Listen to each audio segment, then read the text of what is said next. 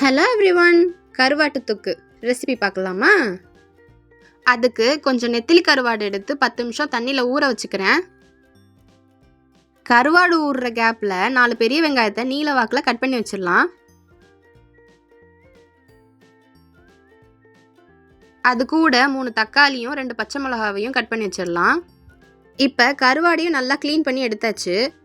இப்போ ஒரு பாத்திரத்தில் எண்ணெய் ஊற்றி சூடானதும் கட் பண்ணி வச்ச வெங்காயம் பச்சை மிளகாவை இதோட சேர்த்து நல்லா வதக்கிக்கிறேன்.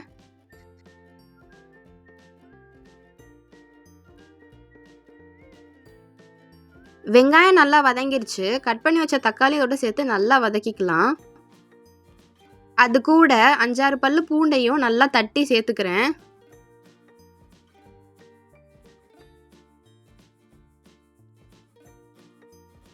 இப்போது 3 ஸ்பூன் தனி மிளகாய் தூள் இதோட சேர்த்து நல்லா வதக்கிக்கலாம்.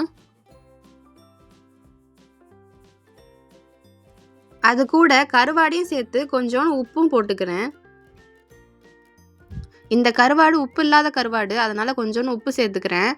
ஒரு சில கருவாட்டிலலாம் உப்பு அதிகமாக இருக்கும், அதுக்கெல்லாம் உப்பு சேர்க்க தேவையில்லை. இப்போது கொஞ்சோண்டு புளியும் கரைச்சி இதோட ஊற்றிக்கிறேன். எங்கள் ஊர்லலாம் கருவாட்டு தொக்கை நப்பிக்கான்னு சொல்லுவோம். நீங்கள் எப்படி சொல்வீங்கன்னு கமெண்ட் செக்ஷனில் சொல்லுங்கள்.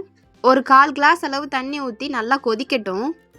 தண்ணி நல்லா வற்றி எண்ணெய் பிரிஞ்சு வர்ற அளவுக்கு கொதிக்கட்டும். அவ்வளோதாங்க, காரசாரமான கருவாட்டு தொக்கு ரெடி ஆயிடுச்சு. இந்த கருவாட்டு தொக்கை சாம்பார், ரசம் அது கூடலாம் தொட்டு சாப்பிட்டாலும் நல்லாயிருக்கும்.